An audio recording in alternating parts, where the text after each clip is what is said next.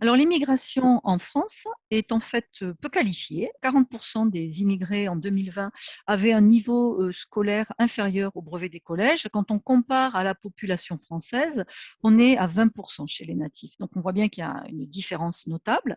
Par ailleurs, l'immigration en France est faible en volume, contrairement à ce qu'on entend souvent dans les médias. En 2019, on avait 0,41% d'immigrés en termes de flux qui arrivaient en France, contrairement aux pays de l'OCDE ou de l'Union européenne, où on était à des niveaux de plutôt 0,85%. Finalement, notre immigration est peu diversifiée par ses origines géographiques, puisque 70% des immigrés qui ne viennent pas de l'Union européenne proviennent en fait du continent africain. Et ces faits s'expliquent par le fait que l'immigration en France est extrêmement limitée et donc elle est en fait centrée sur l'immigration de droit, celle qu'on ne peut pas diminuer, c'est-à-dire familiale et humanitaire. On distingue généralement les coûts et les bénéfices à court terme qui portent sur le marché du travail et les finances publiques et les coûts et bénéfices à long terme, c'est-à-dire le lien entre l'immigration et la croissance.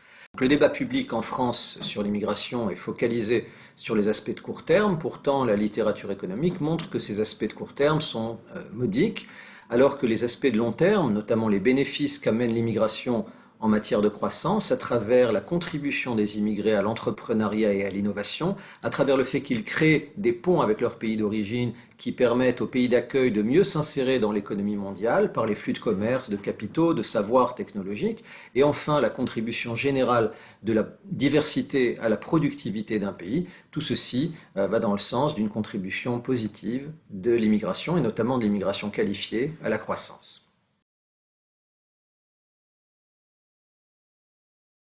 Donc la France souffre d'un déficit en fait d'attractivité, ce qui est un enjeu majeur pour l'immigration de travail.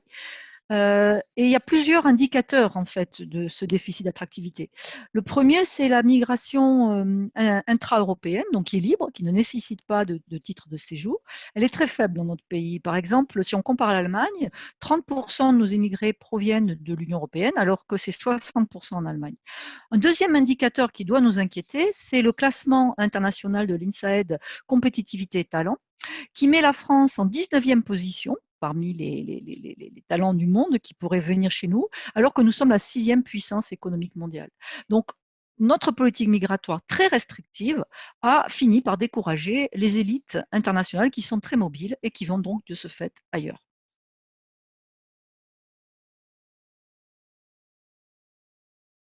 Alors, le système par points a beaucoup d'avantages, y compris celui de répondre au manque d'attractivité française en matière d'immigration qualifiée. Le premier avantage, c'est l'effet d'annonce. Signaler qu'on est ouvert, on souhaite accueillir des immigrants, notamment des immigrants qualifiés.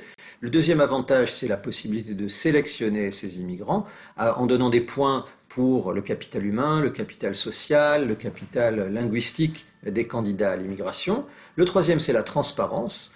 Ces candidats peuvent se préparer, acquérir les caractéristiques, les compétences qui augmentent leurs chances d'être sélectionnés et finalement de réussir à bien s'intégrer en France. Et le dernier avantage, c'est qu'on ne part pas de zéro, c'est un système qui a fait ses preuves. Il a été adopté par le Canada et l'Australie il y a plusieurs décennies, il a été adopté ensuite par la Nouvelle-Zélande, par le Royaume-Uni, et tous les pays qui l'ont adopté l'ont conservé. Alors, un levier extrêmement important pour accroître l'immigration qualifiée en France et sa diversité géographique, ce sont en fait les étudiants étrangers. La France est très très bien placée sur ce créneau puisque c'est la première destination pour les études des étrangers dans le monde non anglophone. Par ailleurs, le gouvernement français en a bien conscience et donc il a développé des labels afin d'attirer ces étrangers. Il a mis en place le réseau Études en France dans 65 pays très divers. Et par ailleurs, il a encouragé les universités françaises à adhérer au label Bienvenue en France, qui lui est un gage de qualité pour l'accueil de ces étudiants. Il existe certains verrous pour diversifier notre immigration à travers les étudiants. La première est le fait qu'on ait des cours en anglais. Évidemment, quand on vient d'un pays non francophone, des cours en français, c'est rédhibitoire. Par ailleurs, il y a le deuxième verrou qui est la transition études-emploi, où on a du mal à retenir les étudiants qui ont été formés chez nous et dont pourtant on connaît la qualité. Donc le gouvernement français doit s'efforcer de faire sauter ces deux verrous.